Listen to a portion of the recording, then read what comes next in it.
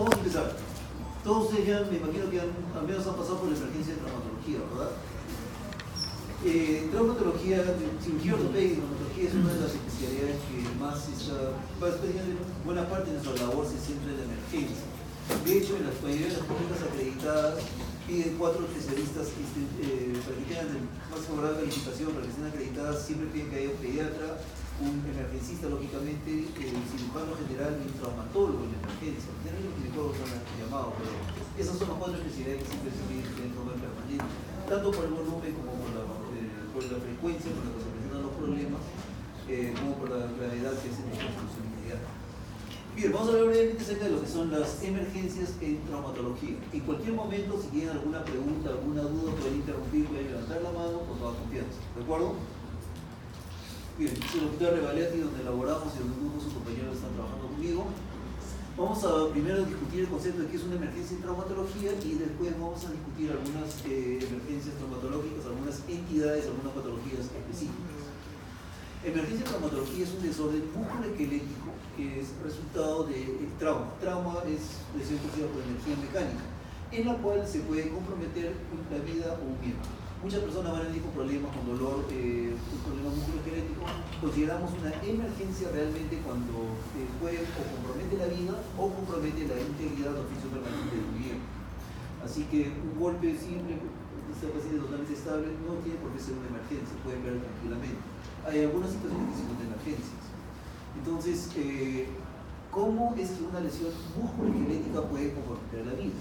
Puede comprometer la vida en caso de que haya un sangrado marcado, que es provocado de compromiso hemodinámico. Puede haber una disfunción respiratoria secundaria a un problema musculoesquelético, lo vamos a ver en un rato, típicamente la embolia grasa, y por sepsis. Esas son las 3 situaciones en las cuales una lesión musculoesquelética puede comprometer la vida. ¿Y cómo es que se puede comprometer la función o la viabilidad de un miembro? Uno, isquemia aguda, lesión vascular evidentemente, puede producirse por daño muscular directo, por infección o por daño articular permanente. Cuando tengan el concepto de emergencias, piensen que el compromiso de la vida de un miembro puede ser por estas situaciones a grandes rasgos. Bien, vamos a hablar específicamente de 6 tipos de lesiones, fracturas inestables de pelvis, fracturas múltiples de huesos largos, fracturas expuestas, que es una de las emergencias que van a haber con cierta frecuencia, lo que van a ser las luxaciones, y vamos a discutir por qué una luxación es una emergencia más que una fractura no complicada. Vamos a revisar algunas infecciones musculoesqueléticas que pueden constituir emergencias y el síndrome compartimental, que es el caso de la emergencia clásica de nuestra especialidad. En caso de fracturas inestables de pelvis, las fracturas inestables de pelvis son aquellas que se producen por traumatismo, típicamente de alta energía. La caída las fracturas por insuficiencia, por fragilidad de una persona mayor que se cae mientras está caminando, no la consideramos, típicamente es una fractura estable de pelvis. Una fractura inestable es aquella que se produce por traumatismo de alta energía. Caso clásico, accidente de tránsito, precipitación de altura, y en la cual hay un compromiso de la integridad del anillo pélvico, es decir, todo el anillo pélvico comprendido por el hueso ilíaco. Ya saben todos ustedes cuáles son los huesos que comprenden el hueso ilíaco, perdón, todo el hueso coxal. Eso recuerden, ilion, isquion y pubis. Ilion, isquion, pubis con el sacro, todo eso compromete el anillo pélvico. Una disrupción del anillo pélvico va a constituir una fractura inestable de pelvis. Van a tener una clase especial de pelvis, pero recuerden que hay fracturas inestables y estables. Las inestables son aquellas en las cuales se compromete la vida. ¿Por qué? Porque hay sangrado. El sangrado de la pelvis típicamente no va hacia el abdomen, hacia el peritoneal, sino hacia el espacio retroperitoneal. ¿De dónde a dónde comprende el espacio retroperitoneal? Eso es algo que sí tienen que saberlo, es algo que sí les podemos preguntar, porque es importante que lo sepan. Espacio retroperitoneal, ¿de dónde a dónde va? Aproximadamente. Doctor, ¿dónde se le ocurre? ¿Desde dónde se extiende el retroperitoneal?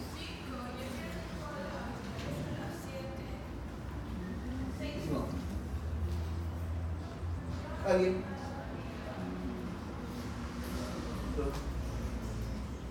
El retroperitoneal puede llegar hasta el diafragma, literalmente es el reborde costal, desde el diafragma, y distalmente hasta dónde. ¿Hasta dónde? ¿Hasta el borde de la pelvis? Un poco más abajo. ¿Dónde? abajo incluso. Más abajo. Hasta la fosa poplítea. Ese es el espacio, debería estar ahí, puede comprender el espacio retroperitoneal. El sangrado puede llegar hasta ese nivel. Tranquilamente entra en 6 litros. El paciente se puede sangrar por completo, porque sigue transfiriendo y sigue perdiendo un líquido adicional. Todo eso es el espacio retroperitoneal. Así que una fractura inestable de pelvis que sangra es una emergencia. El paciente literalmente muere sangrado. Espacio retroperitoneal desde el diafragma hasta la fosa poplítea. Es un espacio amplio, extenso. Bien, ¿cuáles son las manifestaciones clínicas? Al haber una disrupción del anillo pélvico, típicamente va a haber una posición anómala, puede haber una asimetría en la longitud de los miembros. Dependiendo del sangrado, si es un sangrado profuso, recuerden que la pelvis, el hueso es un órgano no solamente que sirve de soporte, de estructura, de protección, sino que además es un órgano hematopoyético. Cuando extraen células madre, el lugar donde buscan son las heces ilíacas, la última reserva del adulto. Así que al ser un órgano hematopoyético tiene una circulación abundante, una muy buena vascularización, sangra bastante. Una fractura inestable de pelvis se puede manifestar por equimosis marcada, aumento de volumen, puede haber déficit neurológico por compromiso del plexo sacro y cuando hay hematuria, ¿qué significa? ¿Qué les hace sospechar si hay hematuria?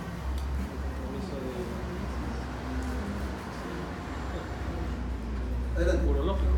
Hay compromiso urológico, puede haber sea compromiso de uretra o de vejiga. ¿Qué es? Si es que hay una sección de uretra y eso es tiene que diferenciar los términos, eso en urología le van a preguntar bastante lo que es hematuria, que es orina con sangre, de anuria sangrante.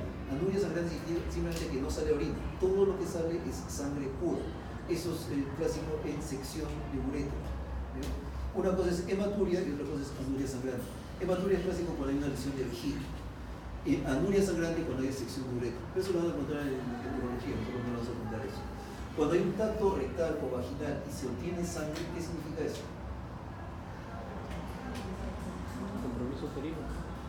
Compromiso de mucosas. En otras palabras, el foco de fractura ha estado expuesto a través de la densidad de la vagina, a través del recto, ha estado expuesto con el exterior.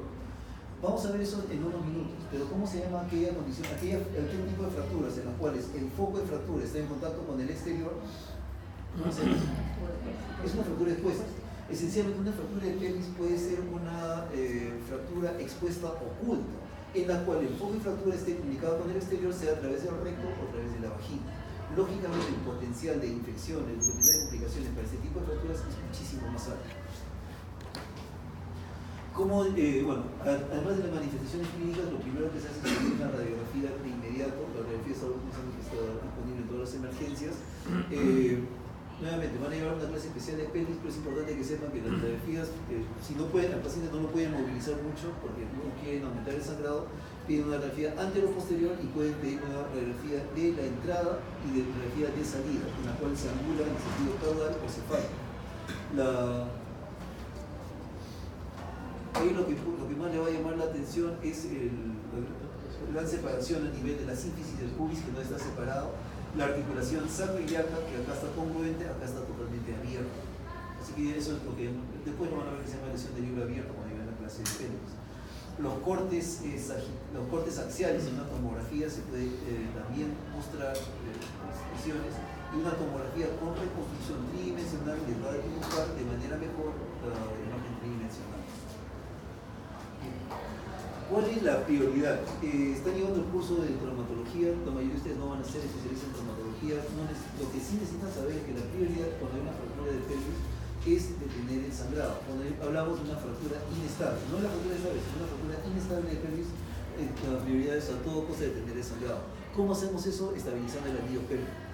Algo muy simple, todas las postas hay sábanas, simplemente se da la sábana, se busca cerrar el anillo pélvico y una técnica descrita que el pantalón simplemente se corta en ese sentido y se anuda para tratar de cerrar el anillo pélvico y dar cierto grado de estabilidad.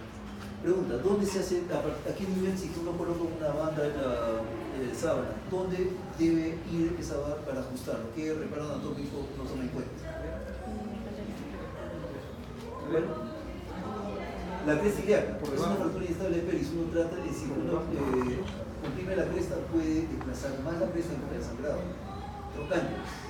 Uno busca cerrar, uno toma esto, el punto por el cual uno debe colocar para ejercer la presión es a nivel de los relieves trocanteros. Cuando uno ejerce la presión en el relieve trocantérico y a nivel de los trocánteres se ajusta.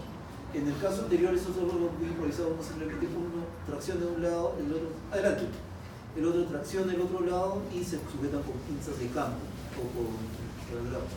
Y hay dispositivos que usan los paramédicos que ya vienen con cintas velcro, adelante, que vienen con cintas velcro, cositas europeas que vienen comercialmente.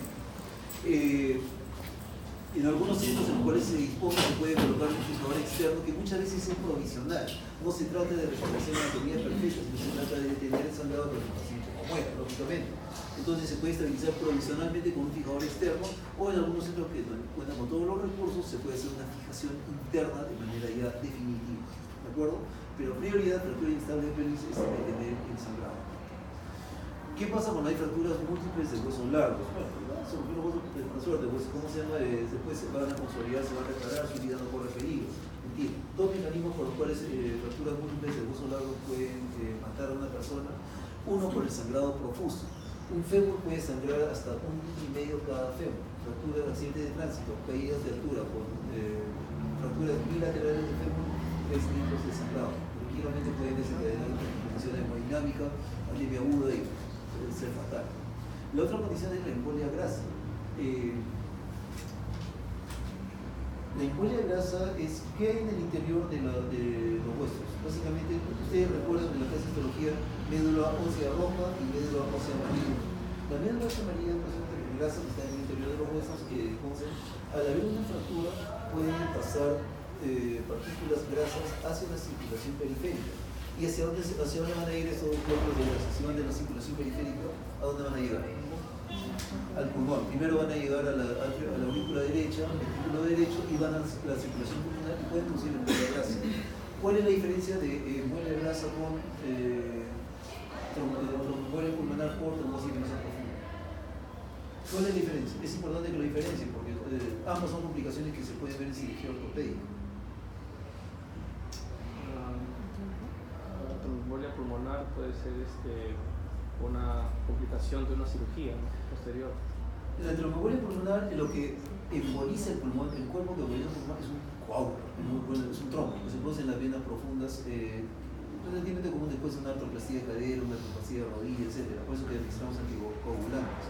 En este caso, lo que hace la embolia no son trombos, no son coágulos, no es un sino son glóbulos de grasa. La tromboembolia pulmonar se da en el contexto de una fractura aguda de huesos largos.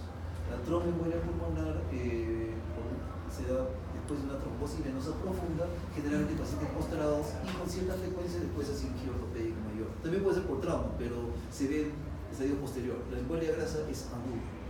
¿De acuerdo? Hasta aquí, ¿alguna pregunta? Bien. Ok, vamos a hablar acerca de las fracturas expuestas. Aquí, las fracturas expuestas son aquellas fracturas en las cuales hay comunicación del foco de fractura con el exterior.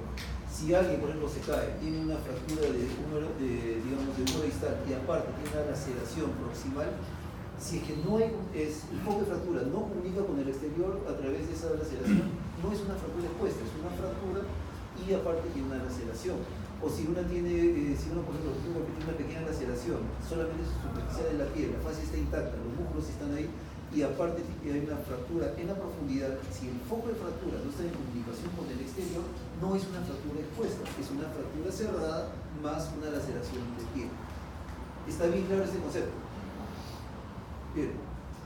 Es importante porque las fracturas expuestas en comparación con las fracturas cerradas tienen una tasa muchísimo mayor de complicaciones. Es importante que lo sepan y que lo recuerden siempre. De lejos, la complicación más frecuente es la infección. Una infección ósea es una catástrofe. Se produce una osteomielitis secundaria, una fractura expuesta, es de muy difícil manejo, no responde al tratamiento antibiótico, puede requerir múltiples cirugías y es un gran grado de incapacidad de invalidez posterior.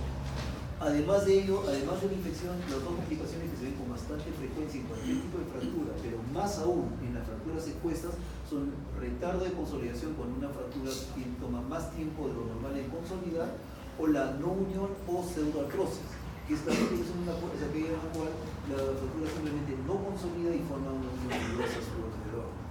Además de ello, las fracturas expuestas se asocian con un mayor porcentaje de rigidez posterior y además con neuropatía o lesiones de fracturas adyacentes. Hay una clasificación clásica que, si bien es cierto, no van a ser especialistas, sí es importante que sepan esta clasificación.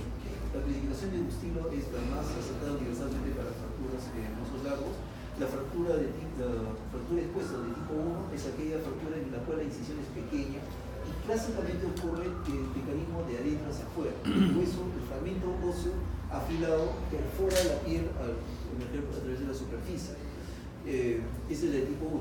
La de tipo 2 está entre 1 a 10 centímetros de herida. Básicamente no hay mayor grado de contaminación es variable. Puede ser tanto de dentro hacia afuera como de fuera hacia adentro. Y la Bustilo de tipo 3 es aquella en la cual la herida es de 10 centímetros. Clásicamente la herida es de afuera hacia adentro. Típicamente en piernas, cuando golpe el parachoque o cosas en tibias, la que se ve con mayor frecuencia, lógicamente al ser una herida de afuera hacia adentro, el objeto que ha producido la fractura expuesta ha llevado consigo una serie de bacterias que están en la piel y además el objeto en sí, el parachoques, el cuerpo del animal, qué sé yo. Entonces el potencial de contaminación es muchísimo más alto. Las fracturas expuestas de grado 3 se subdividen en tres categorías. La de tipo A son aquellas que se pueden lavar y que pueden cerrarse de manera primaria. Se puede suturar la piel y se cubre la herida sin mayor problema. Los casos en los cuales no es posible cubrir la piel solamente suturando, sino que va a quedar un defecto tegumentario, un defecto de piel, que va a requerir más adelante o sea un colgajo, ya sea un colgajo, o sea un injerto, son aquellas fracturas de tipo B, 3B. ¿Alguien va a ir la parte de cirugía plástica todavía? Cuando llegue la parte de cirugía plástica van a ver cubrir defectos tegumentarios, defectos de piel puede ser con un injerto de piel o con un colgajo. En las fracturas de tipo B no basta la sutura primaria, no basta cerrarlo nada más, van a requerir un procedimiento reconstructivo más, sea un colgajo de piel o un colgajo o un injerto de piel, etc. Y aquellas fracturas de tipo 13 son aquellas en las que además de tener un defecto de piel, tiene una lesión neurovascular, muchísimo más severa. La prioridad el objetivo del tratamiento inicial de la fractura expuesta, de las fracturas abiertas, es convertir la fractura abierta a una fractura cerrada, combatir la infección y lograr un cierre adecuado de la herida. El manejo agudo, lo que ustedes van a hacer cuando estén en el CERUS, tienen que tener en cuenta que es de vital importancia, uno, eliminar mecánicamente cualquier elemento contaminante. Les basta tomar un frasco de cloruro, solución fisiológica y ligar para retirar el material que esté groseramente infectado, groseramente contaminante que esté en la superficie. Los estudios demuestran que es más importante que la estabilización quirúrgica precoz, que meterlo rápidamente, el factor más importante en reducir la probabilidad de que desarrolle una infección es el inicio precoz de los antibióticos. El paciente llega a emergencia y según la sospecha clínica inician los antibióticos. ¿Qué antibiótico? Depende del medio en el cual se produce. Es diferente a alguien que se cae por las escaleras acá en la universidad, alguien que se cae en la pista o alguien que se lesiona, alguien que tiene el accidente en un medio rural altamente contaminado con materia fecal de animales, por ejemplo. Entonces, el tratamiento antibiótico se inicia precozmente según el ambiente en el cual ha estado. El debridamiento se refiere al retirar material extraño, lo vamos a explicar más en adelante, y se debe estabilizar el hueso. El movimiento a nivel de forma de fractura aumenta la inflamación y aumenta la posibilidad de colonización bacteriana y aumenta la posibilidad de que se desarrolle una infección posterior. Esa estabilización provisional puede ser con una FER, puede ser con un yeso cerrado, puede ser con un fijador externo o incluso cuando las condiciones lo permitan, cuando la fractura es aguda y se logra una debilización adecuada, se puede hacer una osteosíntesis primaria. 8 o 10 años atrás se consideraba toda aquella fractura que pasa más de 6 o 8 horas no se puede hacer una osteosíntesis con fijación interna porque aumenta el riesgo de infección. Ahora sabemos que si se ha iniciado el tratamiento antibiótico precoz, se ha hecho una irrigación adecuada inicialmente y no hay signos groseros de contaminación, se puede hacer una estabilización definitiva a los 24, 48 horas, incluso la primera semana, sin que aumente el riesgo de infección. Factor más importante, recuerden, probablemente le preguntemos eso en el examen, inicio precoz de antibióticos. ¿De acuerdo? Cuando hablamos de debridamiento o debridación, es el acto no tan simple de remover tejido dudosamente viable y dudosamente funcional. En otras palabras, se requiere cierta experiencia para determinar qué es lo que se puede, qué es lo que se elimina y qué es lo que se queda ahí. Queremos eliminar todo el tejido necrótico, pero tampoco queremos eliminar estructuras vitales, vasos sanguíneos, nervios o algo que pueda servir para cubrirlo posteriormente. Bien. ¿Hasta ahí alguna pregunta sobre fracturas expuestas? Bien. Bueno, pero las fracturas expuestas, cuando hay una herida de bala, fractura del hueso, ¿ahí sí se considera como fractura expuesta? Es una buena pregunta. Serían las fracturas expuestas productos en proyectil de arma de fuego. Hay dos tipos ahí, las de alta velocidad y baja velocidad. El revólver, la carabina típicamente son de baja velocidad, las de fusiles de asalto son de alta velocidad. Entonces, si bien es cierto que el orificio de ingreso muchas veces es uniforme, ahí hay otro fenómeno. Espero que tengan alguna vez esa clase, que es sumamente interesante, pero al momento que ingresa el trayecto de la bala, hay un fenómeno de cavitación en la cual la energía cinética se expande y básicamente produce, hay todo un halo alrededor de daño tisular, de daño de tejido. Entonces, si bien es la herida de ingreso puede ser pequeña, por dentro la lesión es mucho más amplia. Esa es la razón por la cual las fracturas por heridas de proyectiles de arma de fuego se consideran como de tipo 3 por naturaleza. De se consideran de tipo 3 porque el halo, a pesar de si tiene orificio de salida, el orificio de salida tanto por el trayecto es mucho mayor que el de entrada. El otro factor que interviene es que si hay una fractura expuesta, no es un trazo simple, generalmente tienden a haber varios, va a haber un ensayamiento, va a haber convolución, pequeños fragmentos que van a salir despedidos con cierta velocidad. A eso lo consideramos como proyectiles secundarios. El proyectil primario viene a ser el arco, la bala en sí, y los proyectiles secundarios son los fragmentos óseos, así que el área, el área de compromiso tisular de daño es mucho mayor.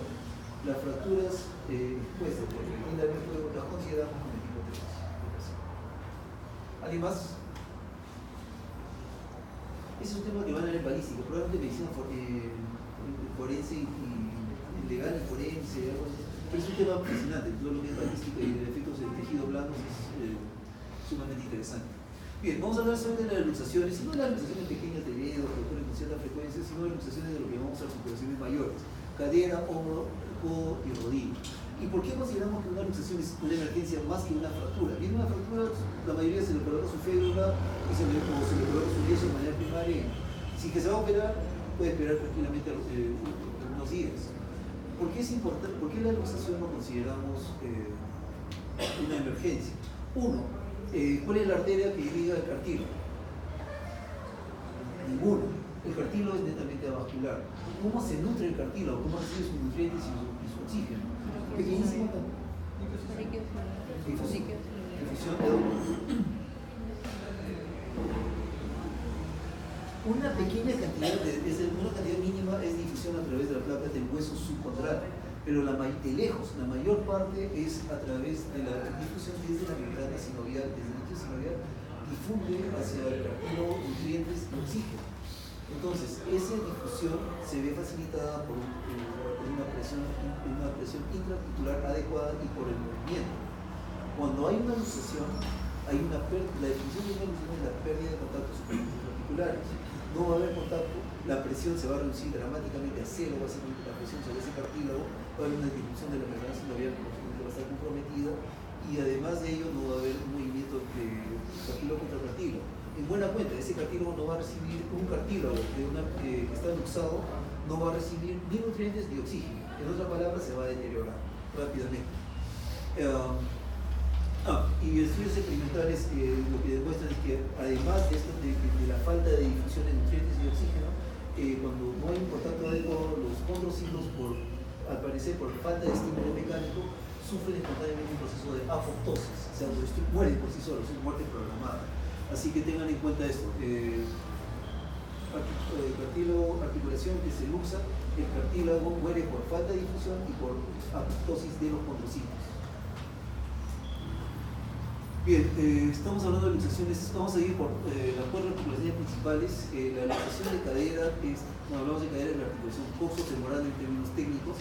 La articulación coxofemoral es una articulación inherentemente estable. El componente óseo es sumamente estable, es la cabeza del fémur, que es una esfera, que está metida dentro de un agujero simétrico que es el acetábulo.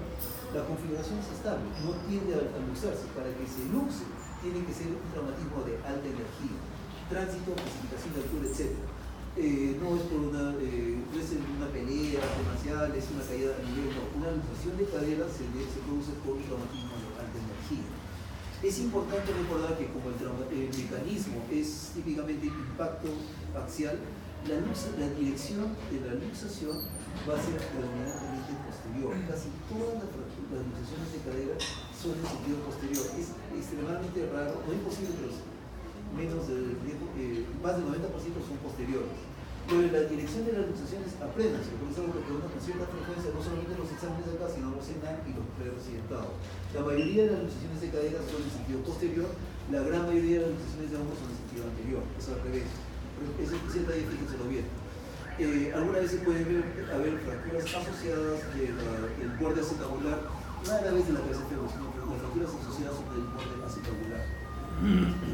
¿Cuál es la posición clásica en una luxación de cadera? ¿Cómo es que el paciente adelante? Posición clásica. Decían lo que decían antiguamente, que la luxación de cadera, si iba hacia atrás y por la construcción de los aductores del sacroiliac eran las luxaciones púdicas, que básicamente se tapaban. En otras palabras, había una aducción y formación externa. Hay diferencia en la fractura de cadera, en la cual son las impúdicas, porque básicamente por la tracción de los glúteos estaba en formación externa y abducción. Si la luxación de cadera decían los impúdicas, que estaban investigadas clásicamente. La reducción, típicamente se intenta la reducción cerrada siempre con anestesia. Es extremadamente difícil para alguien que está despierto ponerlo sobre una camilla, literalmente ponerle la pierna, tratar de levantarlo. Un paciente despierto no se va a lograr. Típicamente la maniobra se hace entre dos pacientes bajo anestesia y con la cadera flexa se hace la tracción al centro. ¿De acuerdo? Pero la luxación de cadera no se intenta reducir una fractura de cadera, una luxación de cadera sin anestesia, sin sedación. Esta es una cadera, estamos hablando de una cadera normal nativa, porque algunos de ustedes deben haber visto ya las luxaciones de las prótesis totales de cadera, de papá. Las luxaciones de una cadera nativa se hacen bajo anestesia en sala de operaciones. El hombro es lo que llamamos comúnmente hombro, está compuesto en realidad de 5 componentes. Cuando utilizamos el hombro estamos hablando de 5 articulaciones que se mueven. ¿Cuáles son? ¿Alguien se anima? ¿Perdón? Húmero escapular o pleno humeral, está bien que es la clásica, esa es la articulación más móvil, que esencialmente es inestable, la cabeza del húmero es una bola que está descansando sobre un platito, literalmente como la pelotita de golf descansando sobre la pequeña arteria. Pero no solamente eso es lo que completa el movimiento del hombro, también completa el movimiento del acromio clavicular, el externo clavicular, que también se ve al otro lado. Por debajo del acromio hay una bursa donde pasan los tenones, que es el espacio subacromial, que también se considera como una articulación independiente. Y la quinta viene a ser el movimiento de toda la escápula sobre el tórax, porque cuando uno quiere alcanzar, si uno solamente moviliza la articulación glenohumeral, llega hasta acá. Si uno quiere extenderse más allá, la escápula, toda la escápula se moviliza, se desplaza por el tórax. Así que cuando hablamos de hombro, hablamos de 5 articulaciones en general. Luxación de hombro, hablamos de la articulación glenohumeral. Es una articulación inherente, la configuración ósea es inherentemente inestable, así que la mayor estabilidad depende no del hueso en sí, a diferencia de la cadera, sino de las partes blandas, de la cápsula articular y los tenones que van por encima, que en conjunto lo conocemos como mango rotador. La gran mayoría de casos son luxaciones anteriores de hombro. Los raros casos en los cuales hay luxaciones posteriores muchas veces pasan desapercibidas y se diagnostican mucho tiempo después. Van a tener una clase específica sobre esto, pero esos detalles es importante que los recuerden. Manejo agudo, básicamente es una reducción cerrada. Hay varias formas de hacer la reducción cerrada. Llega el paciente adolorido, ¿no? Hace su mayor reducción, se calmó. Algunos preferimos inyectar una pequeña cantidad de anestésico local de lidocaína en el espacio, los adolores un poquito, se hace la reducción cerrada mucho más fácil. Otros prefieren sedación o anestesia general. Hasta la última vez que revisamos, había más de 19 maniobras escritas para reducir el hombro, desde el clásico técnica de la silla, en la cual se coloca el paciente y se empieza a traccionar longitudinalmente, rotación externa, tracción y contratracción, tracción al cenit, el paciente boca abajo y se tracciona. Hay múltiples maniobras de reducción de hombro. Levanten la mano los de Visa de la Revaliati. El coordinador de la sede es el doctor Aldave, Alfonso Aldave. El doctor Aldave ha sido judoka y el doctor Aldave tiene su versión muy peculiar de eso. Lo echa al paciente en la camilla, se quita el zapato, pone el pie en la axila, tracciona y con el dedo gordo lo va empujando, tiene su maniobra y casi nunca le falla. Es espectacular, pero es una variante de esa maniobra. Así que lo más importante es recordar acá de esta clase es que hay múltiples maniobras de reducción que es importante documentarla radiográficamente antes, no animarse a hacer la maniobra de reducción cerrada sin haberle tomado una radiografía. ¿Por qué? Porque muchas veces hay lesiones asociadas, que hay fracturas. Y si no le han tomado la radiografía antes y le hacen la maniobra de reducción y aparece la fractura, el paciente va a decir que ha sido por la maniobra. Entonces es importante documentar eso. Las dos fracturas más frecuentes que se asocian a la luxación de hombros son las fracturas de la tuberosidad mayor o tuberosidad mayor, ¿cómo se conoce?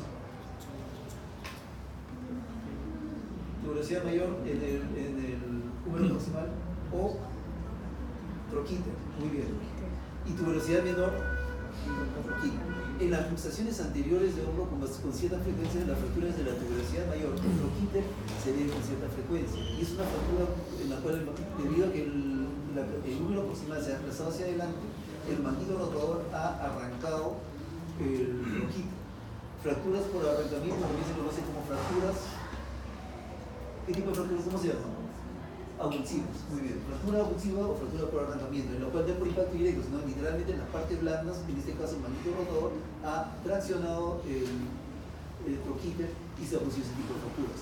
Pero también por la mayor reducción se puede producir una fractura del cuello, que es generalmente por la maniobra de reducción. Otras lesiones asociadas en la luxación de hombros son lesiones de mango rotador, lesiones del nervio axilar y bueno, puede haber inestabilidad crónica. Recuerden el tipo de fracturas asociadas con la luxación de hombros. Es importante que se graben eso. Luxaciones de rodilla. Típicamente son por movimiento forzado, puede ser por hiperextensión, no necesariamente traumatismo de alta energía, puede ser por torsión, pero lo que es más importante recordar en las luxaciones de rodilla es que pueden estar asociadas con la vascular, con lesión vascular de la arteria poplitea. La arteria poplitea pasa inmediatamente por detrás de la cápsula. Muchas veces, incluso cuando se hacen artroscopías por procedimientos como reconstrucción de meniscos, se puede lesionar la arteria poplitea, es una catástrofe. Así que en una luxación existe una fuerte posibilidad que la arteria poplitea se distienda, haga espasmo, incluso se puede rasgar. La reducción de la luxación de la rodilla también se debe hacer en sala de operaciones bajo sedación o bajo anestesia y si es que uno siempre se debe examinar la parte neopistal, uno palpa los pulsos cortitos, palpa el pulso pedio. Si es que tiene cualquier duda, uno debe pedir estudios vasculares. Ecodoppler es un estudio vascular que es no invasivo, rápidamente. La angiografía más detallada, más precisa, sin embargo es un examen invasivo, lógicamente requiere un radiólogo vascular. Las luxaciones de codo se van a ver con cierta frecuencia, sobre todo asociadas a deporte de contacto. No solamente deporte de contacto, sino a veces en el deporte con balón, alguna persona cae de altura. Con bastante frecuencia se ve en aquellos deportes tipo grappling, ¿no? Tanto de impactos como de momentos de llaves, torsiones, sumisiones y proyecciones. Dijimos que la gran mayoría de las fracturas de cadera se luxa en sentido posterior. La gran mayoría de luxaciones de hombros son en sentido anterior. En el caso del codo, viene el caso de mitad. Muchas de las luxaciones son posterolaterales y otras son mediales. Si revisan los libros de hace 15 años atrás, van a decir que la gran mayoría de las luxaciones de codo eran posterolaterales. Hoy en día sabemos en realidad que básicamente el mismo número son que empiezan desde el lado medial y otro tanto el lado posterolateral. El punto más importante, recuerden, la dirección de cadera y hombro. Codo es, ¿cómo se llama? Se asocian al deporte de contacto y también a caídas. Las complicaciones de las luxaciones de codo son la inestabilidad. ¿Qué es inestabilidad? Que hay una tendencia a moverse, que no solamente a luxarse de nuevo, sino que básicamente no es capaz de mantener las relaciones anatómicas en un rango fisiológico. En otras palabras, si que quiero, por ejemplo, algo tan simple como si quiero pararme así de apoyarme la mano, siento que el codo como que hay un resalto, eso es una inestabilidad, muchas veces producto de una luxación de codo. Recuerden que el nervio frontal pasa medial, está muy en contacto, si hay movimiento forzado se puede distender y puede haber una neuropatía o una lesión cubital posterior. Y lo otro que deben recordar es que el codo es una articulación que no perdona mucho. Si se inmoviliza demasiado tiempo, desarrolla rigidez con mucha facilidad. Así que la rigidez es una de las complicaciones más frecuentes después de una luxación de codo. Y lógicamente buena parte es culpa nuestra, porque inmovilizamos demasiado tiempo al paciente. Bien, ¿hasta ahí alguna pregunta sobre luxaciones? ¿Algún aporte, comentario, algo? Ok. Bueno, ya hemos hablado acerca de lo que son fracturas inestables de pelo y fracturas múltiples de hueso largo, luxaciones, y ahora vamos a entrar a lo que se llaman las infecciones musculoesqueléticas. Las infecciones musculoesqueléticas pueden comprometer la función del miembro, pero incluso pueden comprometer la vida, por una sepsis. Entonces vamos a centrarnos, hay múltiples infecciones que pueden producirse, desde la celulitis simple, el absceso local, pero vamos a centrarnos en tres: artritis séptica, fascitis necrotizante y gangrena gaseosa, por su importancia, por su severidad.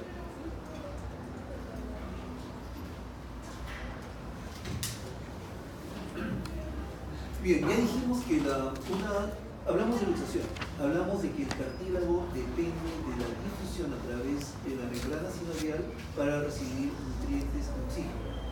Pero ¿qué pasa si en lugar de haber líquido sinovial hay pus?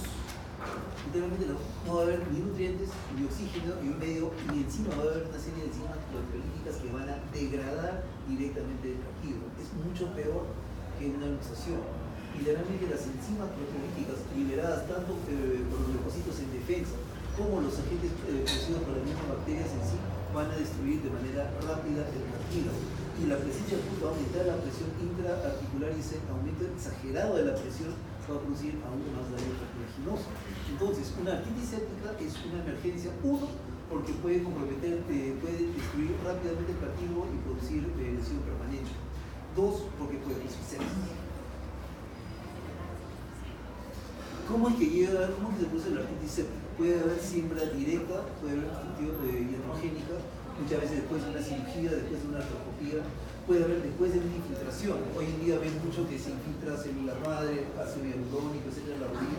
Si es que no se toman las precauciones adecuadas, con material adecuado, muchas veces se puede inocular gérmenes y producir una siembra directa y producir una artritis séptica. Otra forma es la hematógena, que es bastante común en niños. En adultos jóvenes es gonococo, se transmite, que es una enfermedad de transmisión sexual, puede llegar por vía hematógena y producir una artritis séptica. Y también por continuidad, si hay una infección localizada en los tejidos adyacentes, en el tejido celular subcutal, una celulitis, etc., por continuidad puede comprometer y producir una artritis séptica. De lejos, los gérmenes más frecuentes son coco gram positivos, el estafilococo. ¿Por qué? Porque está en la superficie de todo nuestro cuerpo. El gonococo, personas jóvenes sexualmente activas, se da con cierta frecuencia. Gram negativos, streptococo, típicamente individuos que tienen inmunocomprometidos, o niños muy pequeños, diabéticos, o a veces drogas intravenosas. El manejo agudo, ahí no hay mucho que pensar. Si hay pus, esa pus debe retirarse de inmediato. No basta meter una agujita y aspirar, sacar todo lo que se pueda, ¿no? Hay que drenar e irrigar de la mejor manera posible. Dos métodos de hacerlo, sea por vía artroscópica, por ejemplo, o se hace un corte formal y se abre una articulación. ¿Cómo se llama ese procedimiento en el cual se hace un corte en la articulación para drenarlo? ¿Perdón? Artroscopía es meter tubos o mirar una articulación y drenar. Cuando se hace el corte, Artrocentesis. ahí, ¿cómo se llama corte? Artrotomía. Artroscopía con tubos, visualización a través de aparatos. Artrotomía, que se hace una incisión, se hace un corte y se lava y se viene.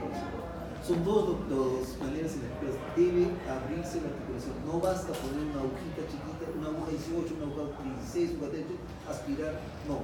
Se debe irrigar y drenar sea por artroscopía o por una cirugía abierta, una artrotomía. Es un factor importantísimo iniciar antibióticos intravenosos precoces según la sospecha clínica.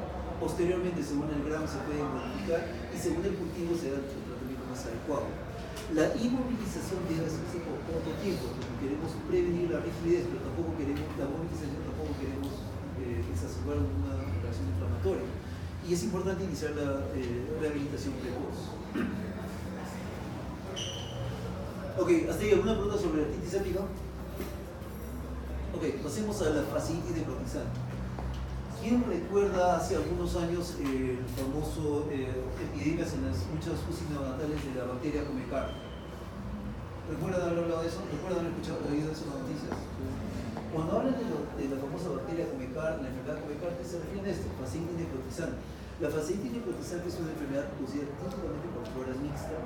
El estreptococo se ve con bastante frecuencia en unos anaerobios negativos, pero es una infección muy disimulada, muy caleta. No se distingue, no hay un gran edema, gran eritema, gran aumento de volumen, no hay un gran drenaje de pus.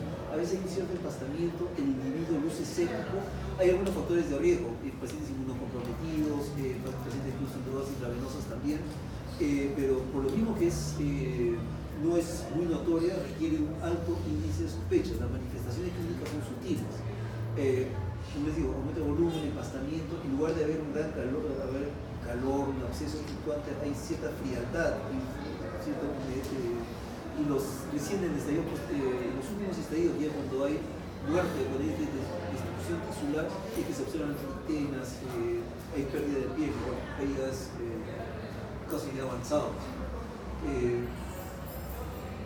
Cuando uno opera no encuentra una pus franca, encuentra un fluido, como dicen, en agua de la base de carne, básicamente es un fluido medio turbio, pero no llega a ser esa pus espesa, cremosa, densa.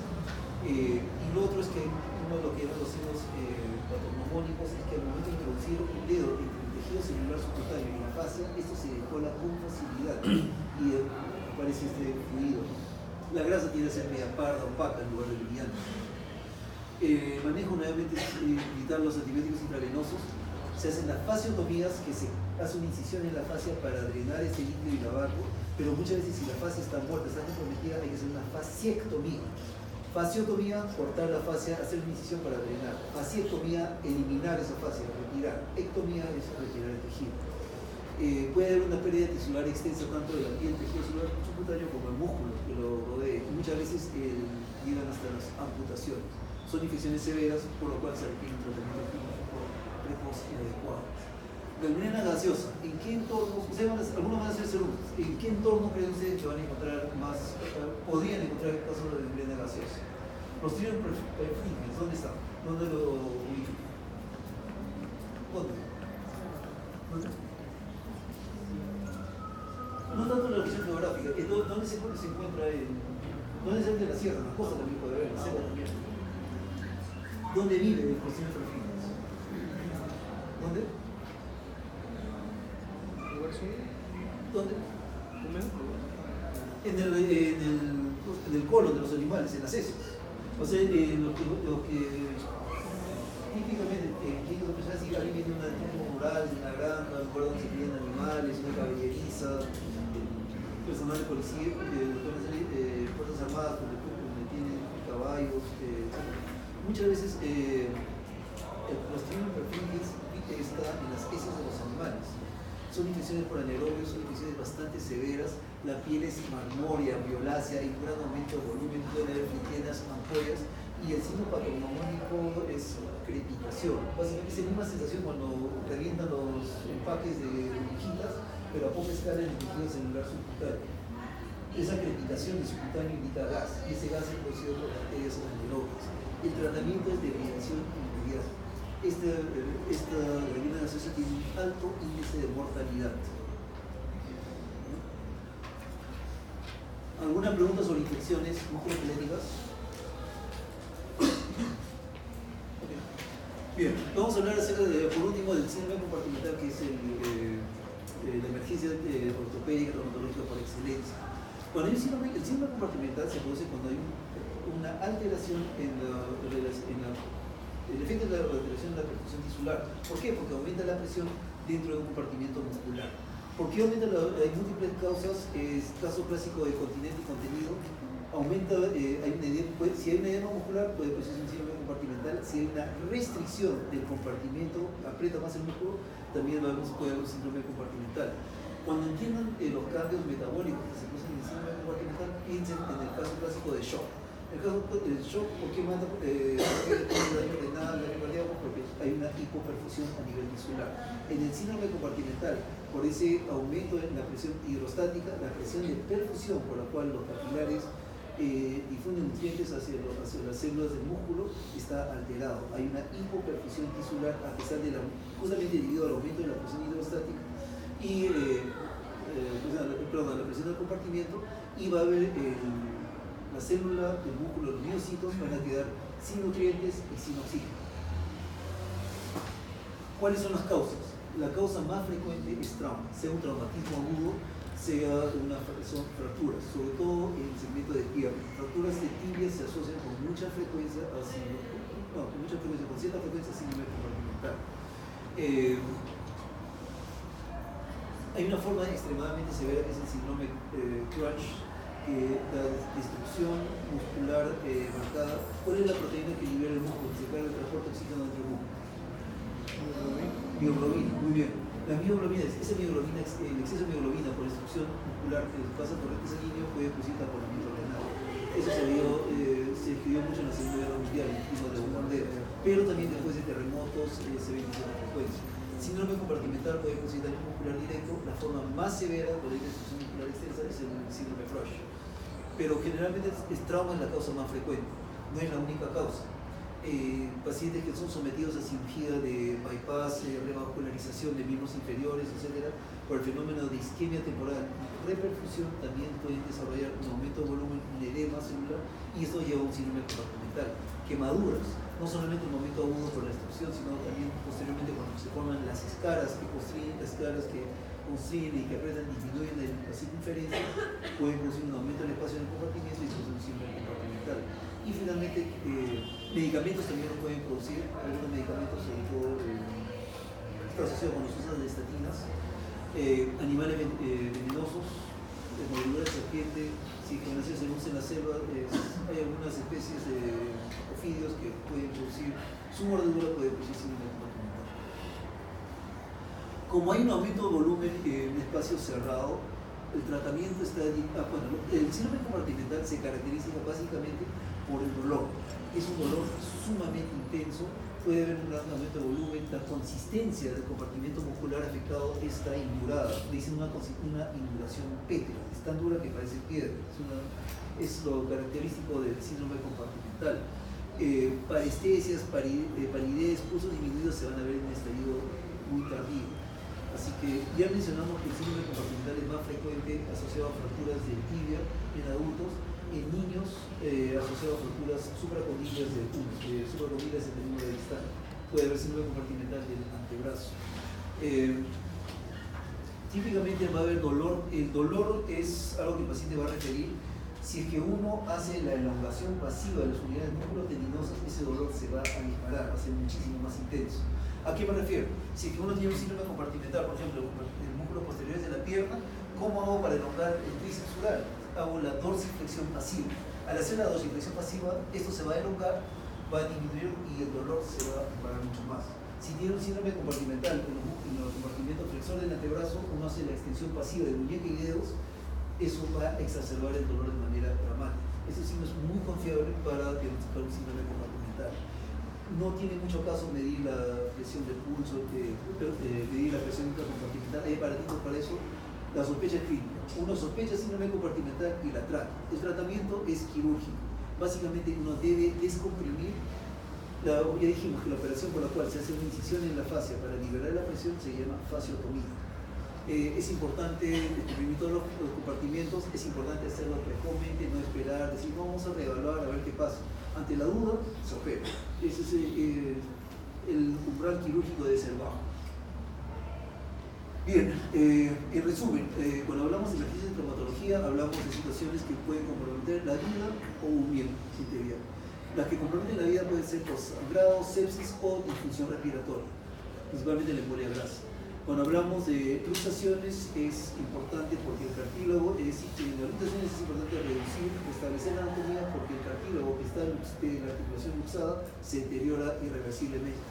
En las fracturas expuestas, prioridad prevenir la infección y después se puede tratar con una fractura cerrada. Infecciones, en casi todas ellas, importante debilitar, retirar los gérmenes causantes y el inicio precoz de los antibióticos intravenosos. En el caso del síndrome compartimental es importante la fasciotomía para descomprimir y liberar la presión. Okay. Muchas gracias.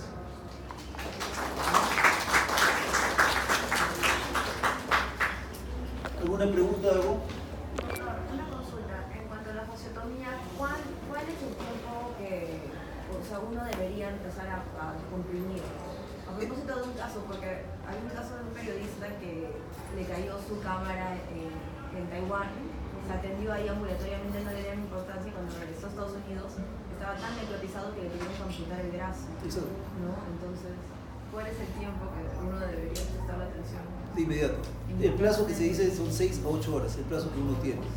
Algunos piensan que ya cuando se da este tipo de casos, cuando ya ha sido, cuando ha debido ser transferido, trasladado a un sitio y ha pasado más de 24 horas, la célula ya el músculo está muerto, está fibrosado.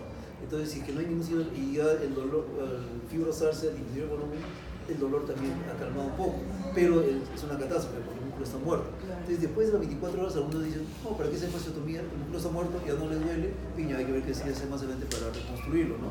Pero si es que uno quiere restablecer, preservar la función del músculo, son 6 a 8 horas lo máximo que se tolera para isquemia. Pero uno sospecha y uno debe operar de inmediato. ¿Alguien más? Ok, ¿quiénes son los que no han pasado lista?